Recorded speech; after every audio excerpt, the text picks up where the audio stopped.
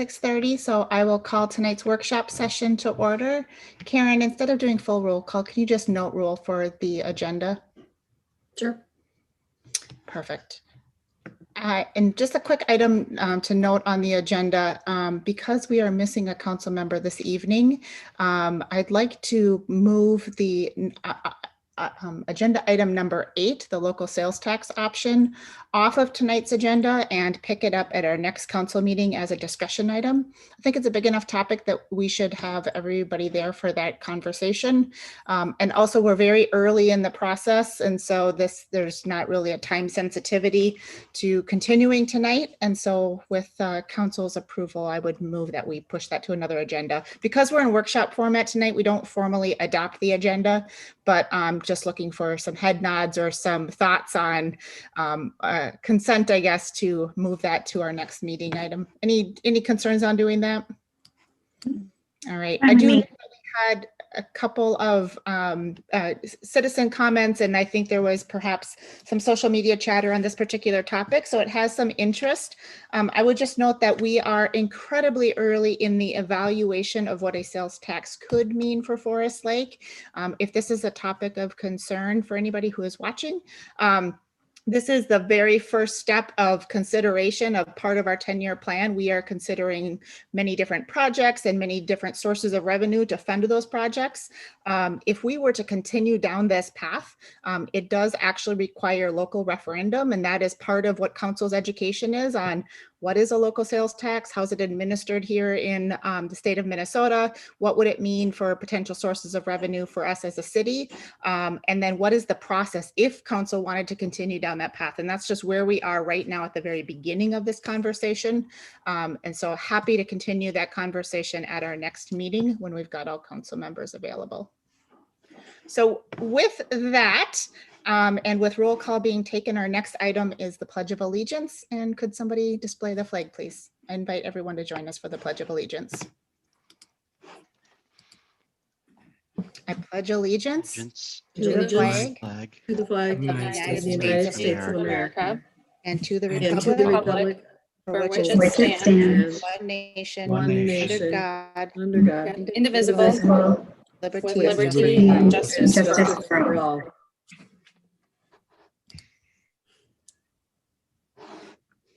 Our next item on our workshop agenda this evening is open forum. Karen, do we have anybody participating in open forum this evening or any written submissions you'd like to read? Yeah, let me take a look here. I do have Suzanne and Pat Sullivan. So let me move them into the meeting. Perfect. And just I'll wait until they're in. Good evening. Welcome to Open Forum. Glad you're able to join us this evening. Just a quick note around Open Forum. This is any stakeholders' opportunity to provide feedback to council on any topic of your choosing. Just a quick note, typically council does not respond. We're happy to receive feedback and hear feedback, and if there's follow-ups that are necessary, generally we'll direct staff to get back to you. But welcome this evening. We're glad you're here. The floor is yours. Thank you. Thank you very much. We're going to read a prepared statement that we put together. Perfect. My name is Suzanne Sullivan, and this is my husband, Pat. We purchased a vacant lot on North Shore Trail in 2014. And in 2016, we chose a local builder to build us our forever home. He submitted our plans and obtained proper permits prior to building. The home was completed in June of 2016.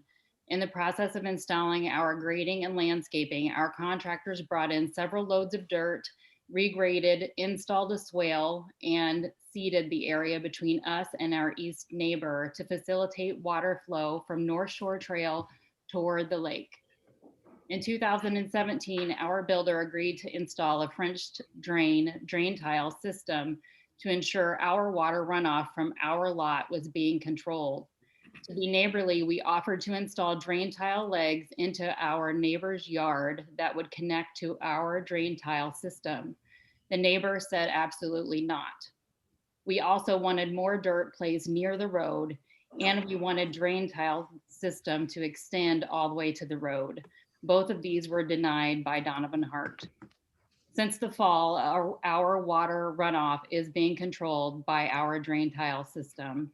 In October of 2018, a misdemeanor citation was delivered by a policeman on a Sunday to us at our home.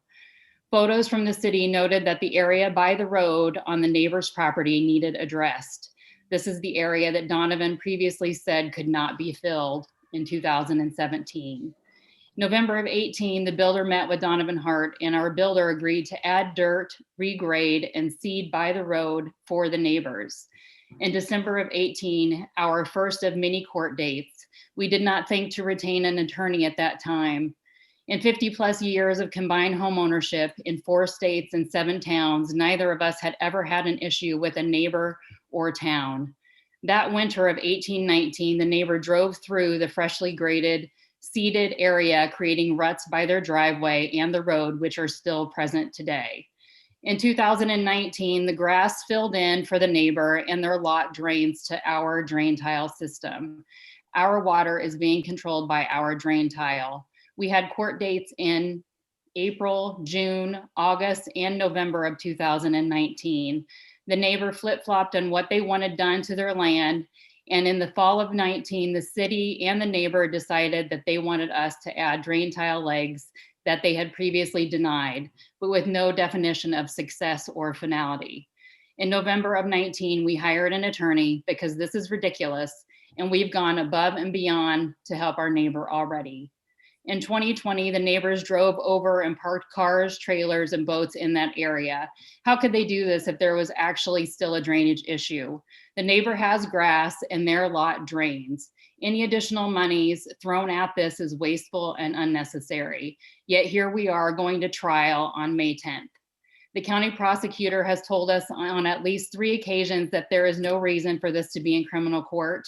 We are tax-paying citizens. We are paying for an attorney for a criminal trial. Forest Lakes taxpayers are paying for the prosecution against us. Shouldn't this be handled as a private civil matter between neighbors? If the neighbor feels that we are impacting their yard in some way, is this what the city of Forest Lake wants to do to its citizens? Why is this a priority for the city? We thought the city council should know what has been happening to us over the last 5 years. The goalposts were moved by Donovan Hart at every turn. We are struggling to understand how we continue to be responsible for a property that is not ours. Some questions to ponder. Why wasn't a grading and drainage plan required by the city before building? Why did Donovan Hart change the requirements from year to year? Why wouldn't Donovan meet with us when we requested in 2018? Is this really that important for the city to spend time and resources on? For something that we tried to remedy or wanted to remedy in 2017, but was squashed by the neighbor and by Donovan Hart.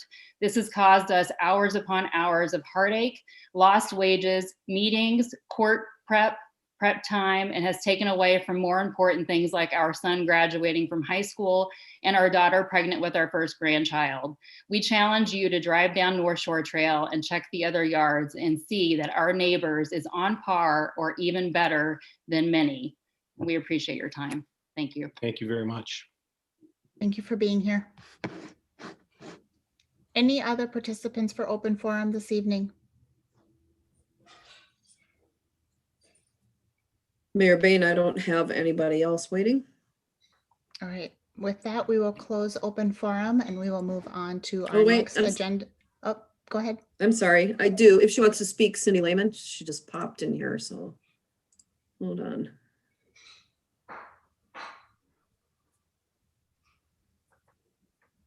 There she is. Sorry about that. Good evening, Cindy. We are in our open forum portion of our meeting this evening and wanted to give you an opportunity to speak if you wanted it. And you're on mute. Are you able to take yourself off mute? Oh, It's good. Oh, you're back on mute. There, now am I unmuted? we can hear you. Oh, okay. No, actually, I just sort of wanted to watch what was going on in the city council, and a question had come up about, possibly there was a city tax that might be implemented. It was on Nextdoor.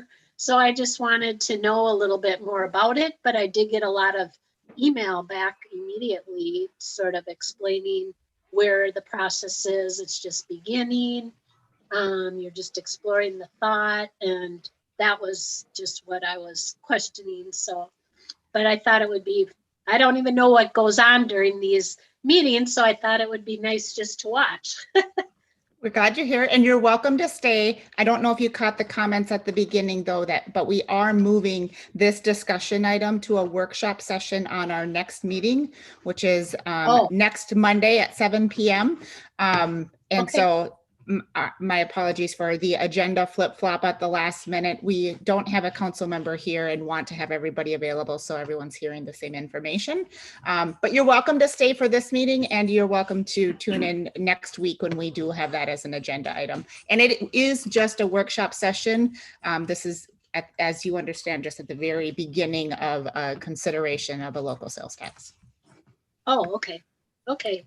So maybe next week would be better to listen. That will be our discussion, correct? Ah, okay. All right. Well, thank you. Have a great evening. And you're welcome. You're welcome to stay for the rest of the workshop topics. Okay. Karen, any other open forum considerations this evening? I don't have anybody left. No. All right. With that, we will move on to our next agenda item, which is item number 5, nuisance properties. And I believe Donovan and Chief Peterson are giving us an update and just walking us through tonight's discussion. Yeah, Mayor, members of council, I'd like to start this off. Rick and I discussed this a little bit beforehand, and I think he'll have time to chime in where his personal experience is valuable. And I'd like to, first of all, share with you some details of a memo prepared by the city attorney regarding nuisance abatements and the different flavors and some of the challenges that the city has for tools for abating nuisances. So with that, I'd like to share my screen and to show the kind of the first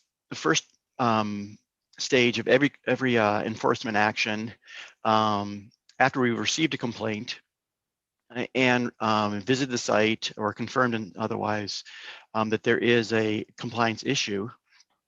We send a compliance letter, and this is first of all just to provide notice, and within that letter provide details of what city code is being violated, date the violation was observed, and then provide some information on how to get into compliance. I like to be really specific with this so that the owner has a sense of what the city is looking for, not just simply that they are in violation. And then finally, what will happen if they don't comply by the deadline that is set. And as a kind of non-written policy, we usually follow a 1 month deadline for first notice, 2 weeks for second notice, and then a final letter at that 6-week point from that initial date of the first letter. And I find oftentimes, not, I won't say often, haven't really taken statistics on this one, but the many times the educational approach is the best approach. And it's kind of nice to be able to assume that some people just don't understand what rules are there. For instance, many communities have or don't have rules for fence permits. City of Forest Lake does. So sometimes some people might build a fence and then realize, oh, I made a mistake, and then we follow up and they do go through the process and receive that permit. So sometimes it's simply educational. Those are the good ones. Those are the ones that are simple, and we don't need to any following actions. Then next, another type of nuisance that the city sometimes we have is when there's been like a fire damaged building or a building that's in such state of disrepair that it can be declared a hazardous building. And this is one where there does need to be a civil action taken, civil court suit and decision by a judge to abate this hazardous building nuisance. But it's, as the memo notes, there is a clear pathway to abatement and assessment remedies. And this is where, the cost of the abatement could be certified to the property owner, and, following that successful civil court judgment. So that one's, is pretty clear, and the city of Forest Lake has at times gone through this and declared, city council declared a, building hazardous, and then follow through with that civil court proceeding. And I should also mention that these really do often do relate to public nuisances, which is defined in state statute as a condition which unreasonably annoys, injures, or endangers the safety, health, morals, comfort, or repose of any considerable number of members of the public. So there's a pretty clear definition of what a nuisance is. Obviously, there can be subjectivity to that, but there is clear language specified in the state statute. Next, we move toward the situations where after numerous letters, and all these do involve a long paper trail of where the city staff is sending in multiple occasions, different stages, and also I really do try to reach out and not just through letters, of course, but call the property owner or the person who's associated with the violation and find out if we can collaborate toward a solution. And many times that is the case where they may not like it or not understand that something has to be done, and we reach something more of a collaborative rather than coercive resolution. And finally, next we do have civil action, and this is where where the city prosecutor does file suit against the property owner, and that is a attempt to gain an order to abate the nuisance. And for instance, these are cleaning up exterior junk, removing vehicles, and in this case, the court does have lots of options as far as through judicial decisions to compel compliance with its orders, including granting the city access to abate. This is one that the city only rarely uses simply because of the cost and length of time involved. And this is one where council members may have heard of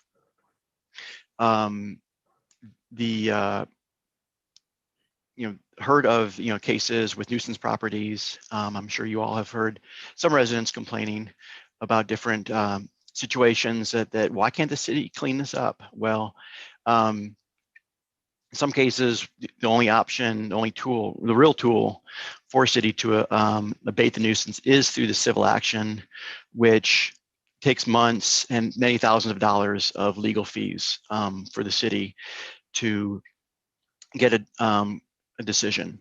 And that's also having a successful decision. Many times, court judges rather maybe take sympathy on the property owner, or not give maybe the city the full judgment they'd seek, which would be simply to eliminate the nuisance, or even, of course, granting the right to access the property is also a big piece of this.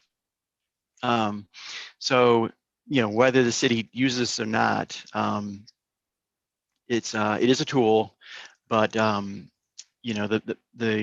city attorney's memo notes that the city should budget resources for triaging problem properties in the city because of that expense and time involved. Now, there's also, after attempts to both, inform the owner of the violation, offer, clear solutions, and there's really no collaboration, really just resistance by the homeowner, or just simply ignoring the letters, no communication, and nothing's done to improve the property. That's when I do refer the matter to the police. And the responding officer needs to go out there and judge for him or herself, is this a violation?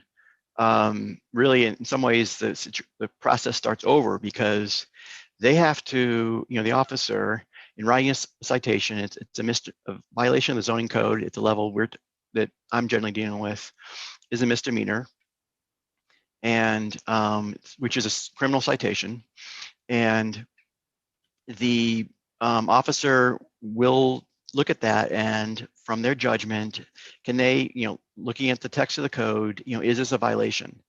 And they look at it as, could I, in a court of law, stand by this? Will I vouch that indeed, bear witness that this is actually a violation?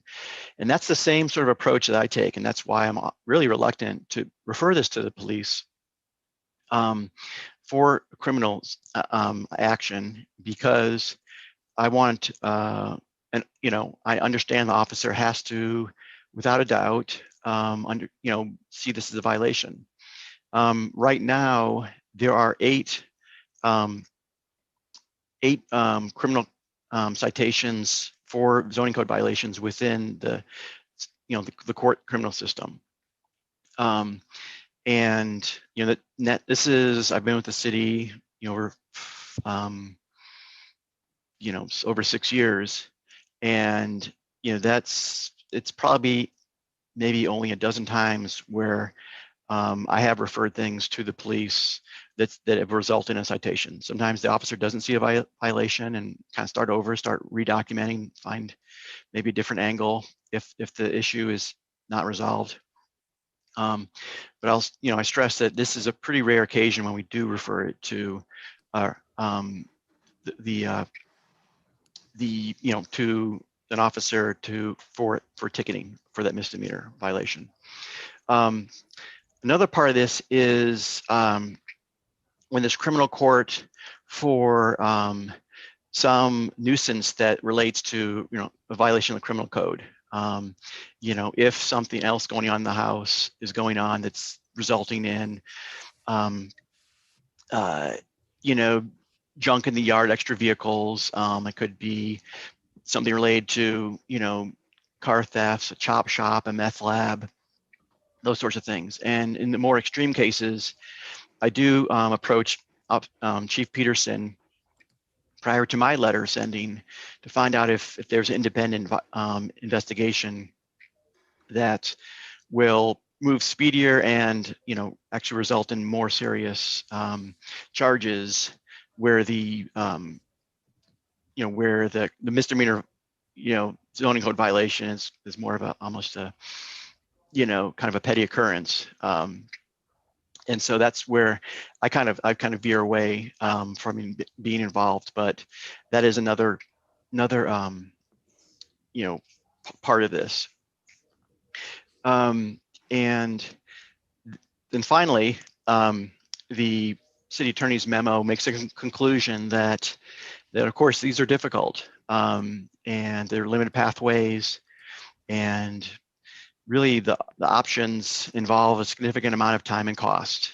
And really, and the best thing to do is to continue to work with property owners to avoid any of these tools that I've mentioned here. And I'll say that many times we are able to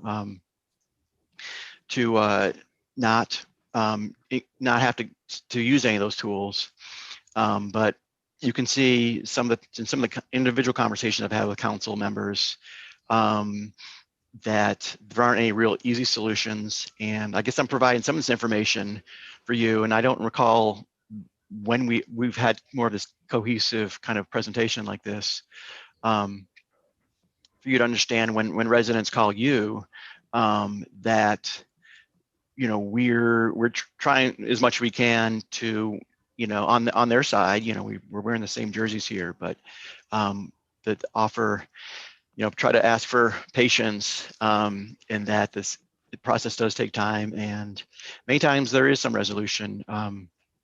But just because they don't see anything, the tow truck's coming to haul the vehicles away next week, it doesn't mean that nothing is happening. But the process often is going on, and I like to be optimistic about it and understand that a lot of times we can come to a collaborative resolution.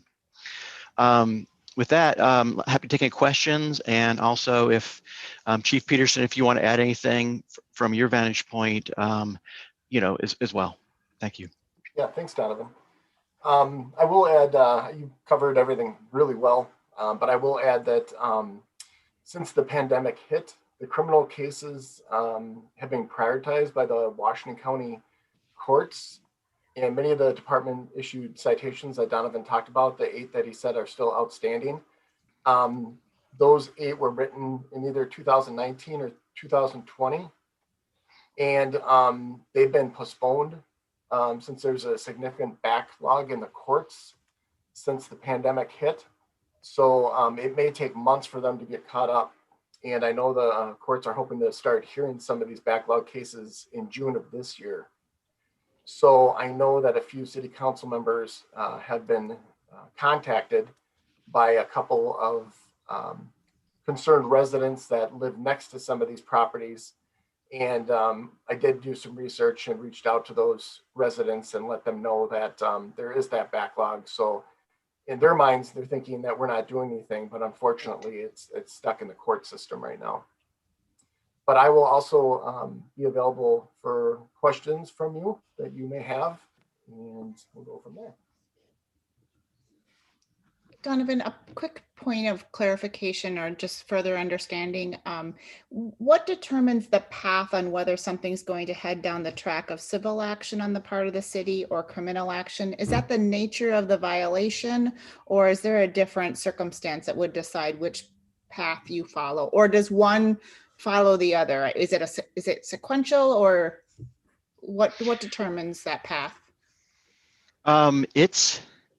Well, I mean, the context is that I have not pushed for civil action in any nuisance thus far within the city. So Okay. it's kind of premature for me to say, but I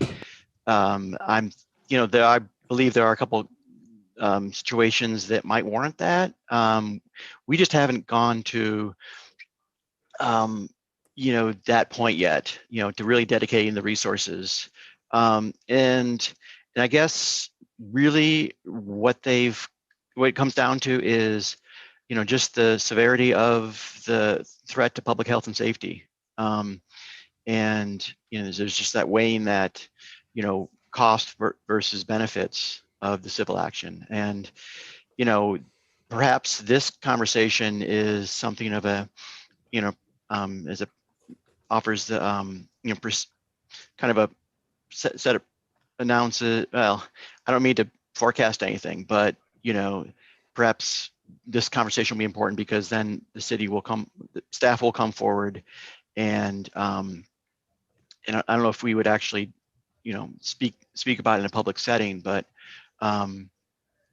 we very well could come forward with civil actions in the future.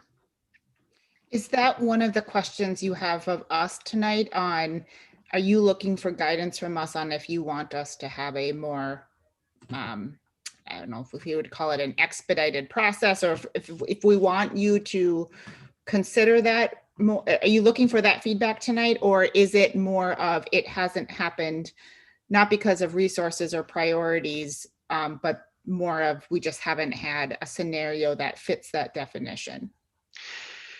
Yeah, I think things are still evolving, so I won't say that we don't have that Right.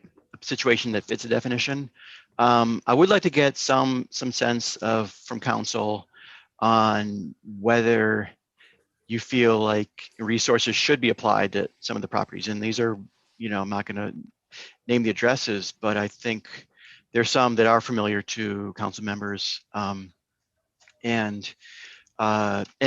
my sense of it, and this is kind of pre-COVID, so I don't know if legal representation cost changes, but something in the range of a year and 9 months to a year in time, and $30,000 is a decent guess on getting that to a court date. And I'm making a lot of generalizations there, but to give you some context for why the city has not pursued this thus far. Yeah, that's helpful context. Council members, I jumped in with that question. What, kind of stepping back from that, questions you have of Donovan and Rick, either on, or Chief Peterson, either on the information presented or just the topic in general?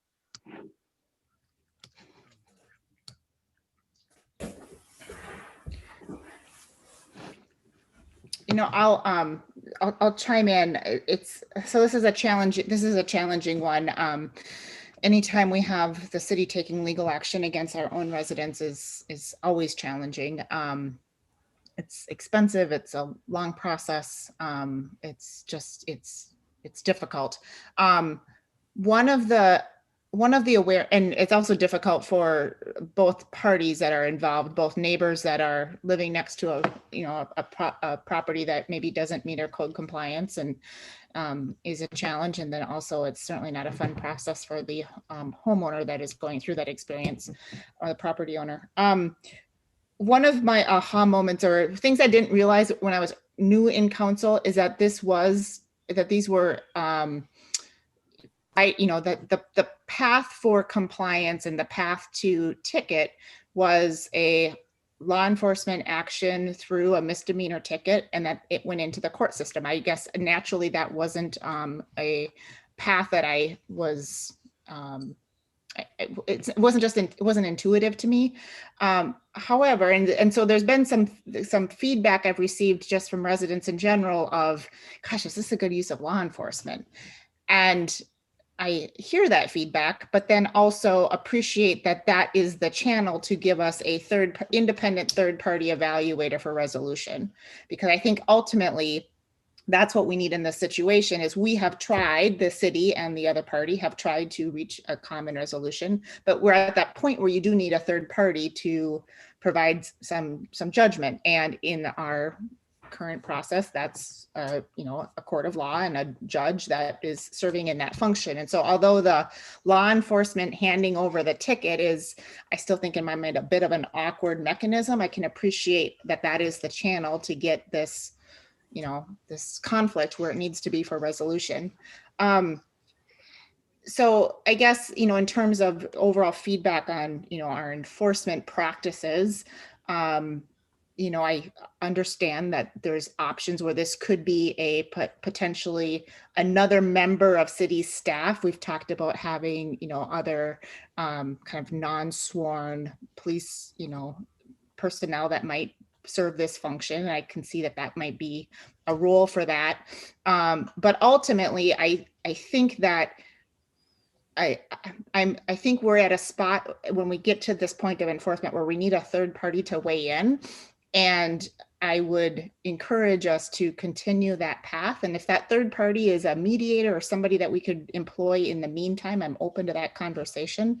But I do think that we need whatever that mechanism is to get us to that third party is important, because again, through just these situations and what we witness it is a long timeline where city has attempted to come to an agreement. For whatever reason, that just hasn't been able to be achieved, and we do need that assistance to get there. So, Mayor, please. Yeah, I'd like to add something else as a way of context.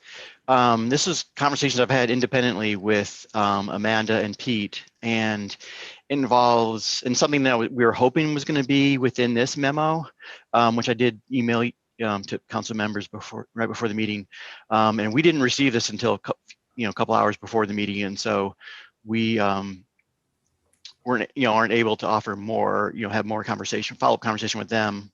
But what I did learn earlier is that the City of Forest Lake status as a home rule city prohibits many other enforcement mechanisms that are available to charter cities. And you know, if you dig into the past, you might have be aware of there used to be some administrative ticketing done for nuisance within the city. The city, you know, does not have the power to do that now. You know, where basically a non-sworn officer can issue citations, and there actually be a process, administrative court, you know, run by the city. Not an option here. And the, you know, and we also sought in the memo, you know, give us some other possible tools. So, you know, this is kind of the, you know, the raw facts of it is that, you know, as outlined in that memo, you know, civil and criminal court proceedings, and that's, you know, so a lot of this is meant to be kind of in a more informative conversation with council members, so that they can understand some of the things that staff deals with on a more day-to-day basis. And this, you know, we have I've not come before council with agenda items related to these. You know, there are some things within the zoning code or the city code involving abating nuisances where the council could declare a property a nuisance, and maybe that could provide some extra leverage, and, you know, get someone's attention, or provide, you know, a public, you know, hold a public hearing and have the property owner come forward and explain themselves, you know, on why they think that, and maybe, you know, additional conversation. You know, this is long after, you know, the staff collaborative approach, you know, hasn't yielded any results. That's maybe something, maybe, you know, would council want to, you know, perhaps, you know, entertain some of these abatement issues? I mean, which, of course, draws council into it, but it might provide another forum for, you know, just for greater understanding with the homeowner and council. Donovan, could you speak to that a little bit further? So an example of an abatement would be, so say we had a property that had a house fire, and there was a significant amount of cleanup that still needed to happen to make that to make that a safe situation. So is the abatement that the city is going to pay for that and then put that cost on a property tax bill? Is that kind of the process that you're referring to? That is one piece of it, and that is the voluntary abatement thing, which we have pursued but it involves a willing property owner, where the cost is certified, you know, to their property taxes.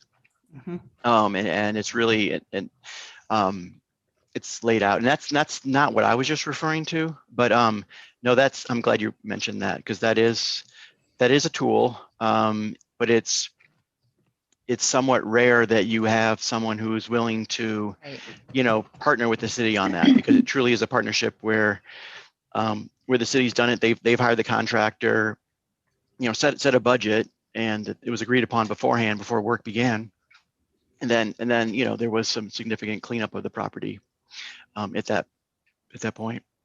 No, what I was referring to was just basically the act of council declaring a nuisance of a property, and it doesn't provide, you know, in itself any kind of enforcement, I don't know, any kind of punishment, or but it's more of a, you know, kind of getting more attention, I mean, putting more attention, more you know, understanding around it, so that council can understand what the nuisance is. It may be, you know, maybe as a forum for neighbors to say this is a bad situation and it should be cleaned up. I'm kind of grasping for things that are alternatives to the criminal and civil actions that are outlined in the city attorney's memo. Mayor Bain, I have a question for Donovan. Please. But You might have just answered it though. My question was, I was just trying to get some clarity around the conversation of the purpose of discussing it, as we're looking at ways that are, or other layers to show the severity, whatever the issue is, the importance of it without it getting to court. We're looking for more cost-effective ways. Is that, I guess I feel like I'm missing some of the content. Yeah, well, it's well, my struggle here is that it doesn't lead directly to the property being cleaned up. It's a discussion. It can be part of documenting the issue for a future civil action. But it doesn't, I mean, council can't say, with any sort of, muscle behind the order, thou shalt clean up the apartment. I mean, you can say it, but there's no legal muscle behind that. And that's, so, but, and if we look in the record, I can look at where community development director did bring forward, on the put them on regular agenda items as a request to declare a property a nuisance within the city of Forest Lake.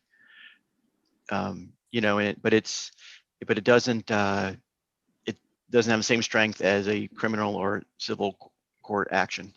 And maybe sorry, Mayor Bain, I have another question, follow up. Please, yeah, please. What do other charter or cities similar to us, what do they do? Do we know that, or what their process is if it's? Yeah, so the charter cities do have, to my understanding, they do have that administrative ticketing option. Forest Lake is a home rule city, and we do not have that option. So, and I was hoping to get in the memo, because one reason it took a little while to get before you is that Amanda was looking for, other options, consulting, other Levander, Gillen and Miller, attorneys representing other municipalities for, what's just some potential pathways. And the memo really just outlined the ones that I, put forth in that PowerPoint. Thank you.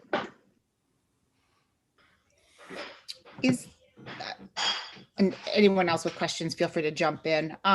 Is it an option to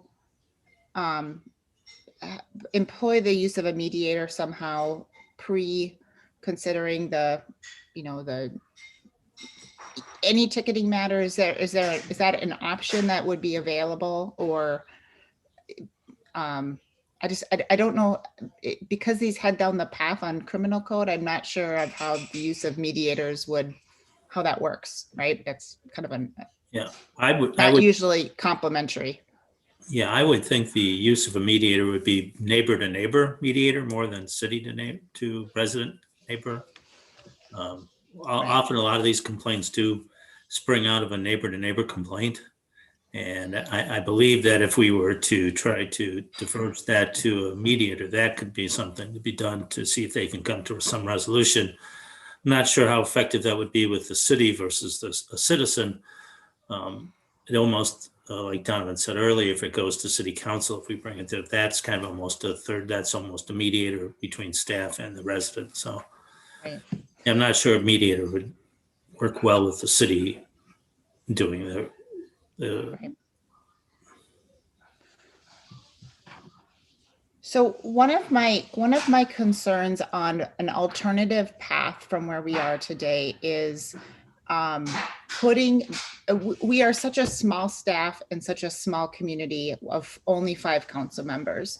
And again, to get the outside perspective of a third party, I think is incredibly valuable. And if the best qualified outside perspective is the court system, that seems to be the path that Minnesota state law wants us to follow as related to what's allowed as a charter, what we're allowed to do as I said charter city, I meant statutory city, of the path for these types of questions. Because even if we were to have something to, that would require council action, again, because these typically tend to be very long-term situations and we've got a small staff and a small community, typically council's had some interaction along the way of either, answered some questions or has fielded some emails from either the resident themselves or neighbors. So by the time, I can imagine, by the time we get to, future council action, council's not really independent, and also doesn't have the perspective of what's reasonable for other communities. And I think that's one of the things that we do get from having, the Washington County court system be the ultimate arbitrator of these disputes is Forest Lake reasonable in context with what Stillwater and Woodbury and our neighbors in Hugo are doing? And I think that's valuable context. It is a bit, again, clunky to me that we've got, from the officer delivering that ticket. But again, within our code, that is a misdemeanor item that, again, based on state law, I'm just not seeing an obvious path that gives us another way to enforce these things. So then I kind of go back to, the front loading of, have we done everything up front to prevent us from having to get to that spot? And if there is some opportunity to have, a mediated service before we get to that point, I'd be open to that evaluation. I'm just not sure what's available or what that looks like. Again, just a point of information is that I agree it's difficult to walk up to a house with a policeman and give a ticket. In these circumstances, also, the city code does allow city council to appoint other officers to deliver these types of citations. We would just have to determine who that would be. And right now there isn't anybody else really. I mean, there's the police and that's about it. If we had, like we mentioned earlier, a CSO, or we somehow had some kind of a property maintenance inspector or enforcement officer for property, the city council could allow them to do that. But right now that's our only avenue. Also, I'd like to also add that, to give a little more insight into how the process works. Well, first of all, the first, second, and final letter process that I outlined, which minimum of 6 weeks between the first and final letters, that's not specified in our code. That's something that I've taken from just practice and what I think is reasonable. And actually, sometimes it's shortened to 2 weeks for simply a simple vehicle violation or trailer in the wrong place, maybe. But the code doesn't specify that. I mean, I could get a complaint, go the next day, find the violation, and then refer to the police department. So there is flexibility built into that, just that kind of unwritten policy that I follow with the enforcement letters. Also, once it's referred to the police officer, who then tickets, if there's a ticket written, there's a series of pretrial hearings where the city prosecutor meets with the property owner, and I'm giving clear direction to Mike Welsh, the city prosecutor, along the way, like what does compliance look like? So that, because he's in the midst of negotiation, he doesn't want to take these to a judge. He says that, and this is, he's not here tonight, and so I have to, speak a little for him. And he says that judges who deal with all the criminal cases, and this is kind of what Rick was referring to. This is, Chief Peterson. I mean, this is not a priority for them, and they're dealing with much more severe criminal violations. And a junkie yard is like a little mosquito buzzing in their ear, figuratively. So Mike doesn't want to take these to the court. So we do have, series of pretrial hearings where even after that ticketing has occurred, it's the last one to come before a court. It was 2 years from that ticketing time, and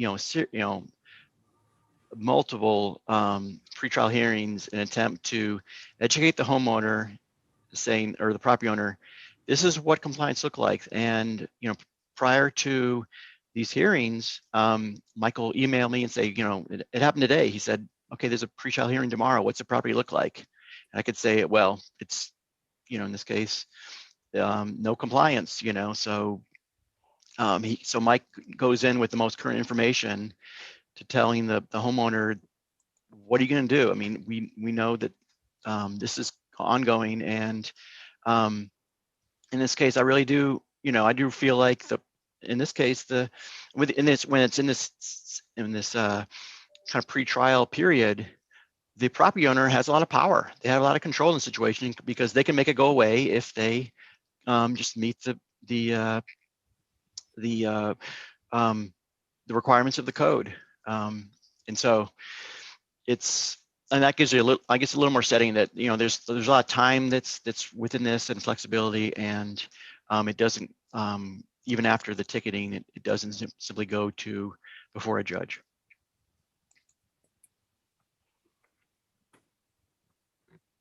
Thank you, Donovan. That's helpful. Council, other questions or points of feedback on this topic tonight? Again, primary purpose being just overall education on what the process looks like and some opportunities for input if there is some motivation to do something different from a resource standpoint. And then obviously understanding what our options are allowed under the law. Sure. Councilmember Husnick, yeah, please. Yeah, I just have a quick comment. I mean, it's just too bad that code violations can get so bad that you have to involve the police. I mean, that's an awkward situation. But I guess we gotta do something, and because it affects property values and all sorts of issues in health, safety, and welfare. So just a quick comment on my part. Thanks. Yeah. Thank you. Any other questions or comments? All right. Donovan or Patrick, anything further? And Chief Peterson, anything further you're looking for from council at this time? I don't believe so. I think we just have to continue to work through this and see if there's any new ideas or different ways to approach this. And we'll investigate mediation on a little bit and see where that takes us. But for now, we really still only have those two avenues, civil court or criminal court. So yeah, and challenging. And in the meantime, for residents that are living next to a situation and are frustrated, every week I hear an email or see an email that is, why aren't you doing anything? And because there gets to be a spot where we are waiting for that resolution, and it looks like there's no enforcement, although there is active enforcement, and that's just challenging for everybody. All right, we are going to move on to our next agenda item, which is the FLA facility use agreement. And Jamie, I think you're walking us through this. Yes, good evening, Mayor and members of council. Before you tonight, you have a draft facility use agreement between the City of Forest Lake and the Forest Lake Area Athletic Association. And over the last month or so, the city and FLA have been working together on contract negotiations for this agreement. And last Tuesday, the Parks, Trails, and Lakes Commission held a workshop as noted. So we had city representation and representatives from FLA present, which was Al Hauge and Paul Kozak. And in the workshop last Tuesday, the Parks, Trails, and Lakes Commission, we went through each section of this agreement in great detail, had really good collaboration between both the Parks Commission and FLA, providing feedback and comments. And as a result of that meeting, what you see here is a final draft, is what I'd like to call it, that has been acceptable to both city staff and FLA thus far. So this is presented here as a workshop tonight for City Council to ask any questions, provide any feedback, and get any answers, or answer any questions that you guys have before we bring this back to Parks Commission for a final approval. So again, if you have any questions right now, I guess is the opportunity, and staff's just looking for any final feedback from council. With that, to council. Mayor Bain, I just have one question. Please. And Jamie, you're probably going to laugh at it, but what I hear a lot when I'm at the Fenway, or not the Fenway, I'm sorry, at the FLA meetings is ag line. I now know what ag line is. Ag line, yes. And can you just, is it covered in here under city responsibilities or association responsibilities? I know it says,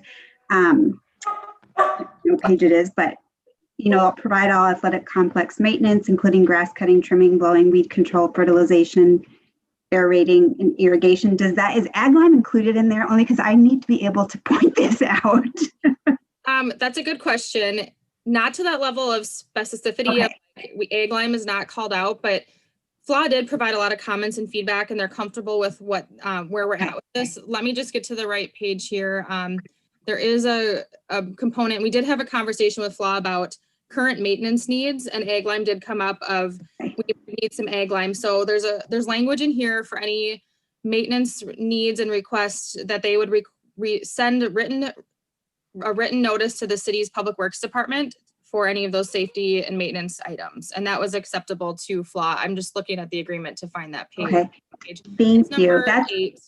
It's number 8 okay. in the contract, repairs, maintenance, and cleanup. If there's any association shall submit a written notice to the city's public works department to notify city of any needed repairs or maintenance. And so we agree that within there would be providing egg lime for the sidelines or anything of that nature. That is perfect, and I appreciate you working that out with them. And it's nice to know where that is, and there's a process. So, thank you. Yeah, no problem. But thank you for all your work on this. I know it was a process, and thank you and your Parks, Lakes, and Trails. And thanks to FLA, because I think they had some really great feedback and collaboration in this process over the last couple of weeks, especially as we were working through the final, language of the contract. So they were really helpful in collaborating with that. So that's great to hear. A question so this has been an evolution of conversation, and we started with a contract and then pulled back from a contract, and we were just going to have a fee schedule, and now we're back to a facility use agreement. I see, and if I'm reading this right, that the planned term for the facility use agreement is the end of 2021. Help me look around the corner a little bit. Is this the long-term plan that we are going to have an annual facility use agreement? Or is this a bridge plan that moves us from our previous structure into a new structure that maybe we're just not ready for yet? What does 2022 look like? Yeah, I think that's a great question. And I think this is more of the second option of this is a bridge as we transition. I think there's still a lot of unknowns going into 2021. And that's the reason for a 1-year term, because we might go into this year and transition some of these items and realize we need to make some modifications to an agreement, or maybe there's a better way to operate. So I do think this provides a good stepping stone that we can transition smoothly, that really the FLA is maintaining the priority use of the fields as they have in the past.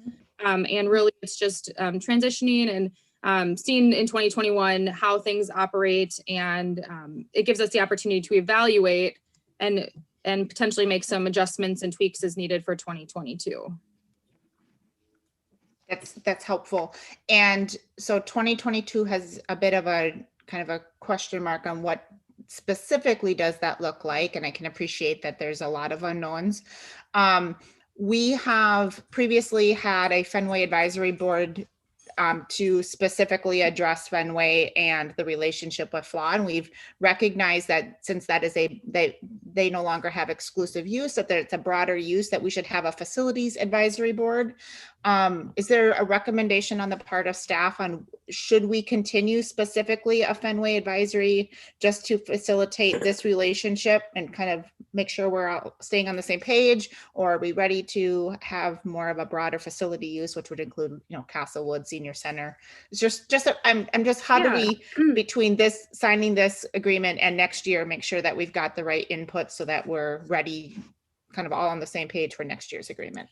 Yeah, no, another good question. And I think from a staff perspective, I think shifting this year to that the facilities committee, where it's more, obviously strong FLA representation, but potentially some other user groups in the community that will address our facilities at large. I think that's a good transition this year. And I think getting input from, collecting the data this year and having that input, I think is an important part to make some of those decisions for 2022. So I think it makes sense to really transition this year. And we've had some conversations of getting a facilities committee together so we can get some input from the sports teams and other user groups of the field. So I would recommend we start that transition this year. That's great feedback. Other questions? I have a question. Councilmember Valento, absolutely. Since the city isn't doing a fee schedule with FLA, are they still planning on talking about a fee schedule for residents like renting a baseball field? Yes, and I'm glad you asked that, because this agreement outlines a permit fee schedule with FLA specifically, and it's included in the context of this agreement, we will still be bringing back to the city council resident, non-resident rate for renting at Fenway Fields. It did kind of get tabled as we were working through this process. So that will be coming up again to the Parks, Trails and Lakes Commission. I believe tomorrow we have our meeting and hope to address it there and then continue that process with council. Obviously it's an ordinance update, which requires the 10 days public notice and all of that. So now that we've got clarity on an agreement on our fee FLA specifically, that will come back to city council. And then in this agreement, it says that the city will know FLA's schedule. So since that discussion of residents renting fields, will the city website be updated to show residents when FLA is using fields, everything? Yes. Yes, we will update our city website. We're working on a tentative timeline right now of May 1st. We want to make sure that we're getting all of the schedules in from FLA and really giving them that opportunity. So it's a loose deadline, but around May 1st, once we have everything from FLA, we will have our website updated and then the field schedule on our website with all the FLA activities. And then we can open it up to the public if they wanted to reserve the fields for something else. So for example, I do have a group that is on a current temporary hold. They do want to have a graduation party at Fenway and use a field for that, for a baseball player at the end of June. So just, working through that process as we transition to, give FLA the priority to get their schedules into the city. And then if we have any openings from there, if somebody else is looking to inquire, we can work with them on that and would have a fee schedule approved for that as well. And then a minor comment on page paragraph 8, it says excessive cleanup costs, and I am completely unfamiliar with this, I guess, agreement and the relationship we have with FLA, but to me that seems like a super vague term. Just something I wanted to point out. Thank you. Can you repeat what page number you were on just so I can reference that? Page 6, paragraph 8. Okay. Thank you. That is a good point, and I will verify again with the city attorney because I believe FLA asked a similar question to clarify what that would be. And so we did add damage does not include ordinary wear and tear on the field. So we'll just make sure that that's addressed and that there's clarity on that, but that does read a little vague, but we'll make sure that is acceptable and clear to both parties. And one last comment. Sure. No. Just to ask the attorneys if there should be a severability clause within the agreement. Okay. I will verify with them. We do have, I think just the termination clause right now, termination of the agreement, but I can verify with them if that would be needed as well. Thank you. You're welcome.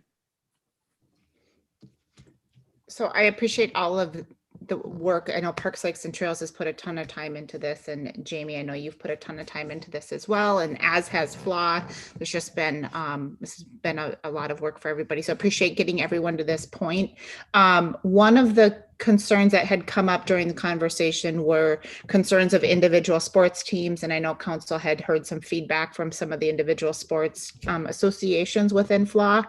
Now that we are at this point with the contract, is there any remaining, do we feel like there's any remaining kind of unaddressed concerns out there, or where are the sports teams in their understanding of this? And I know we can't speak entirely for FLA, but do we have any concern that there's significant items that are still outstanding? Yeah, from my understanding, so this agreement is between the city of Forest Lake and FLA directly. So payment will be due from FLA. So the individual sports member teams will have to, probably pay FLA, and then FLA will write the check to the city for the amounts that are due. We have language in here that says that the city will make determination if fields can be used or not due to weather or any other reasons. And we will notify FLA and that it's FLA's responsibility to notify the different sports teams and within their association. So this is with the city and FLA, and I feel like I'm not aware of any other concerns on the individual sports teams. So really FLA will continue to operate with baseball, fast pitch, lacrosse, and football as they have, communicating with them directly. And one way with this, so the city in this agreement, as it's outlined, is we're providing the fields, and we have our list of responsibilities, but you'll see under number 5, association responsibility, they're still doing the field prep. So as we're transitioning, I'm starting to get some schedules in. So it's an email to myself and Al Hauge with FLA, so that we both have the information so that we can make sure we have it for our scheduling perspective, but then they also know in addition for the field prep component. But FLA will continue to communicate directly with individual sports teams.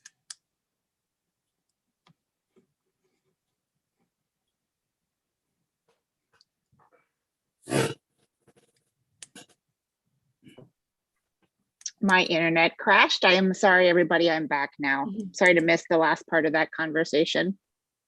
Did you want me to quick recap? I don't know what you caught, but. No, I think I was just asking about the other sports teams, and I heard most of your explanation, so I think I'm okay. Okay.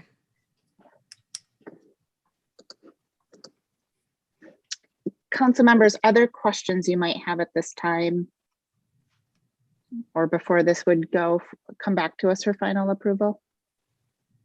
I'm glad we got it in writing. Finally. Yeah. Very specific, and thanks a million, Jamie, for getting this thing done. You're welcome. Agree. All right, Jamie or Patrick, anything further you need from council on this topic? I think I'm good on my end. I'm just going to check on the couple comments from Councilmember Valento, and other than that, if everyone else seems comfortable, then we'll make those adjustments, and I'm good on my end. Excellent. Council, I'm on my phone, so I'm not seeing it, everybody. So if you have anything further, feel free to jump in. Otherwise, we will move on to our update on park events, which is also Jamie. That is. I'm going to share my screen here in just a second. So I just prepared a few slides. I think that will be pretty quick and easy to go through to just kind of explain what we're working on here. So can everyone see that okay? Community events update? Yes. Okay. So I'll just take a couple minutes to go through community events just to let you know kind of where we're at with the state of Minnesota from a restriction standpoint, and then just a couple of things that the Parks, Trails, and Lakes Commission have planned, or some decisions that we've come up with so far. So with that being said, with the COVID-19 pandemic, we still are operating under state of Minnesota Executive Order, the 21-11. So I just included a little brief recap of what that means for us for outdoor events. So just effective April 1st, you can have outdoor events with over 500 people, which you can actually have more. It really depends on the capacity of your venue. So we would be the second bullet point for our community events, non-seated outdoor venues. And it talks about your capacity limits. They do have a handy venue occupancy calculator. So when you click that link, it brings you to a website from the state of Minnesota. And basically you just enter in your square footage of your outdoor venue space, and it tells you how many people you can have. So there's a couple guidelines. So we do have some capacity restrictions, but for what we're looking to do, or what we can do, we would be able to, given the capacity guidelines with the state of Minnesota right now. So with that being said, we have the Spring Fling plan for Saturday, May 1st. And this will be at the Forest Lake City Center from 10 a.m. to 1 p.m. So a pretty short event. And it's going to have activities similar to 2019. And the reason for this is we feel that we can offer these events safely in compliance with capacity and other restrictions. There's a lot of room to spread out. A lot of the activities are pretty simple in the fact that, you can spread out, you can maintain social distancing, and a lot of the activities are things that you're not going to spend your whole 3 hours there. We saw in 2019, people kind of come and go for this event. They checked everything out, and then within 30 to 40 minutes, that was enough time, and then they left the event. But it was a very well-received event. We plan on doing some to-go snacks, so we don't have on-site food consumption, some craft kits to go. So we're kind of scaling back a little bit. We will have some crafts on site, but we're gonna only allow 4 people per table and sanitize between users and things like that. So we do have this on the radar for Saturday, May 1st. So this will be our first community event during the COVID-19 situation, but I feel it's something that we can do safely with hand sanitizers and socially distancing and keeping everyone, within capacity.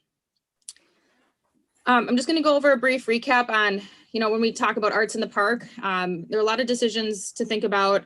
Arts in the Park is a really big event with usually the farmers market, vendors, food trucks, and a concert. And so I'm just going to walk you through a little bit of information that I found from research to just give you an understanding of what we're going to do this year and why. So just like last year, we had our farmers market. It was the only really community event that we offered in 2020 due to the pandemic. And a lot of that was because farmers markets were considered essential services. So you have exclusions in the governor's orders. So similarly this year, a basic farmers market where your customers can just come and shop and get their food. You don't have on-site food consumption. You don't have any capacity restrictions that you have to worry about. In addition to that, you don't have to wear masks. You just have to maintain social distancing and make sure you have hand sanitizers or a hand washing station. So farmers market is fairly easy to do. We also can add craft vendors back to our event and our Power of Produce program. And here's just a little guide on spacing out the vendor booths. So when I saw this research, I felt like that's a pretty comfortable thing that we can manage downtown at Lakeside Memorial Park and be safe and compliant with that.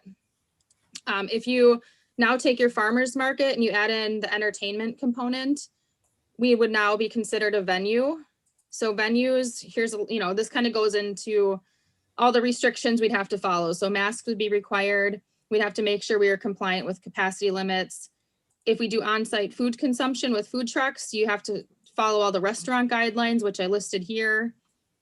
And then when you have the live music, these are fairly easy for compliance, but just keeping distance between the performers and the patrons. So not very difficult there, but when you put everything together, like our normal Arts in the Park, you're looking at a lot of guidelines, restrictions, and things to follow to be compliant.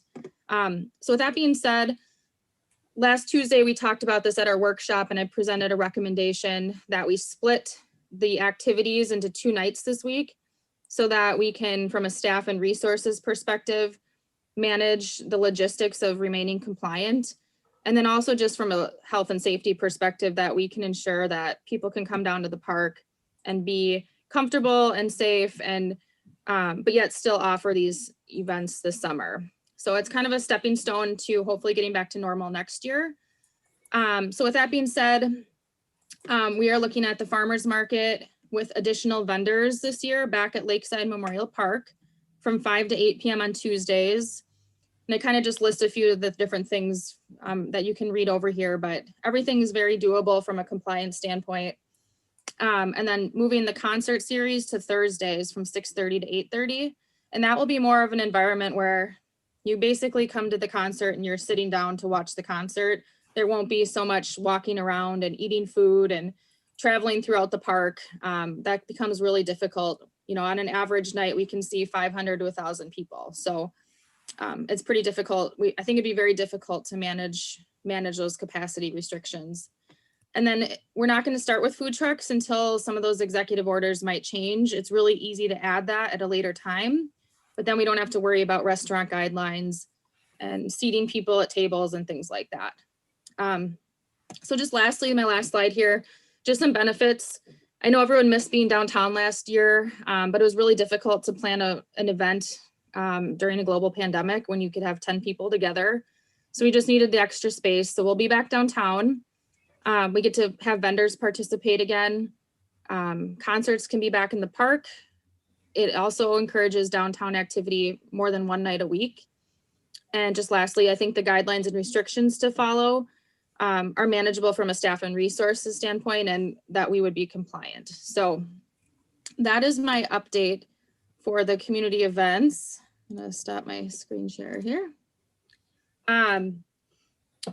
So if you have any questions, I guess just tonight I wanted to at least let you know, we're kind of taking some steps back to some community events, but to do so safely. I think it's important for the community to have that opportunity to get together in some capacity. And I feel like this would be a good happy medium to offer to the community this year. So with that, open to any questions, comments, feedback, direction to staff at this time. Thank you, Jamie. Council, what questions or feedback do we have?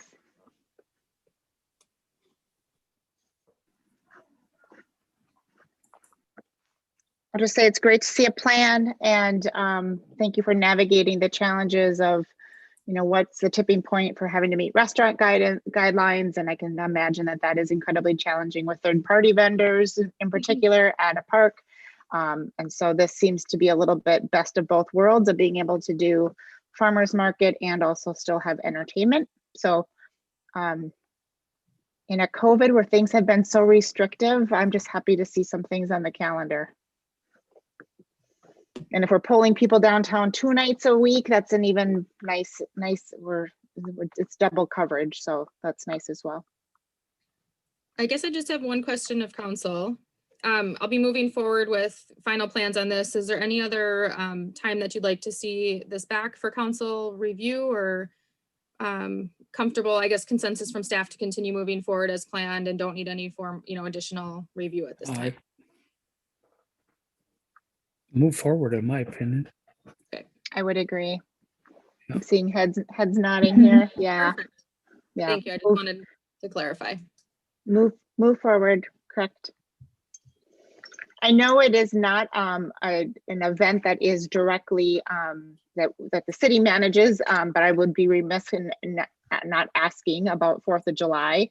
I know the Legion has started conversations about their 4th of July planning, and so just point of clarification for anyone watching that is a Legion-led event.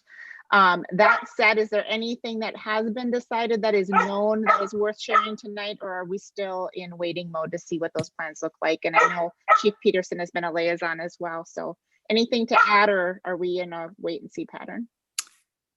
Mara, the fireworks are on for sure, I guess.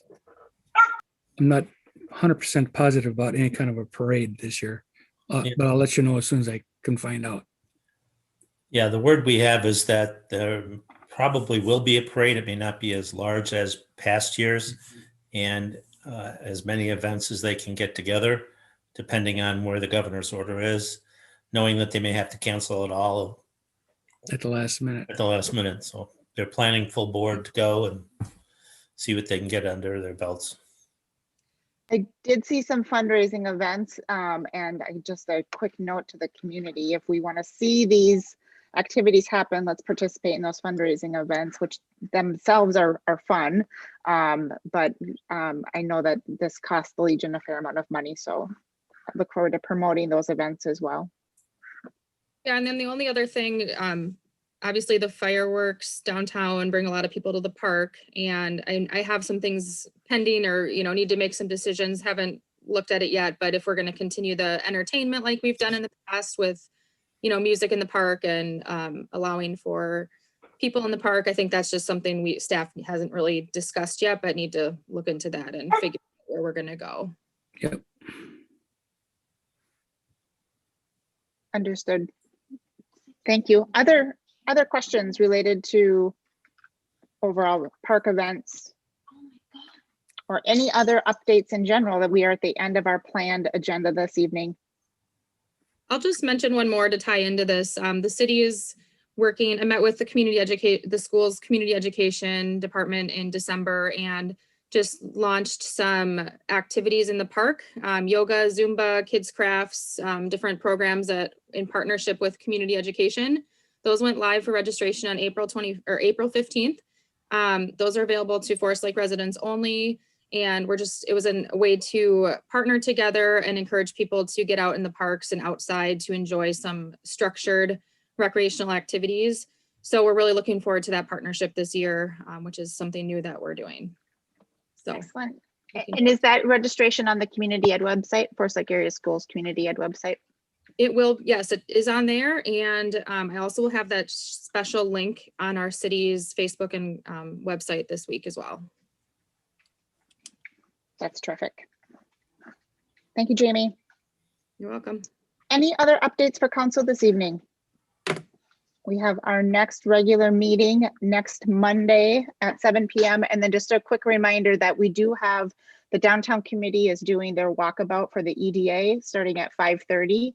And if anyone from council is interested in participating in that, you are welcome. It will be noticed as a quorum of council could be present.